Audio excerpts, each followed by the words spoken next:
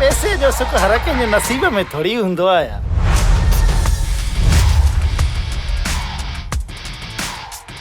ऐं अॼुकल्ह इज्जत माण्हूअ जी कोन्हे, पैसे जी इज्जत आहे। छा मतलब? साईं, अॼुकल्ह हिक धंधे जे भाड़े तरक्की करणु ॾाढो ॾुखियो आहे। मां अॼु तव्हांजे लाइ हिकु सुठी प्रॉपर्टी ऑफर खणी आयो आहियां।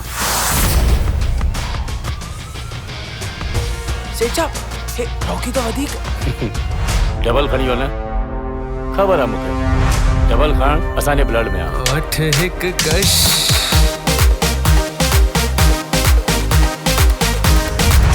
छा खपई?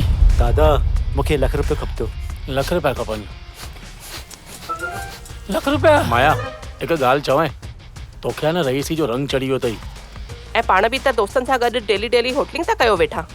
घर में वेही करे पियो न। तुंहिंजी ऐं तुंहिंजी माउ जी स्टाइल आहे न, मुंहिंजी स्टाइलूं ख़राबु करे छॾियूं आहिनि। अच्छा तूं ॿुधाए, तोखे कीअं टाइप जी छोकिरी खपे? करीब करीब तो जहिड़ी। मूं जहिड़ी जे बजाए मां ही मिलियमि त?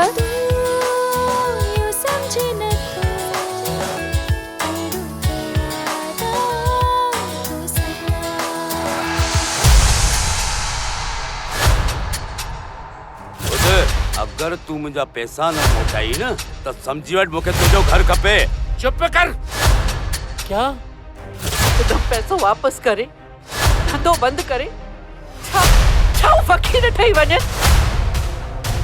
100 मां 70% सिंधी पार्टियूं ॿुधियूं आहिनि।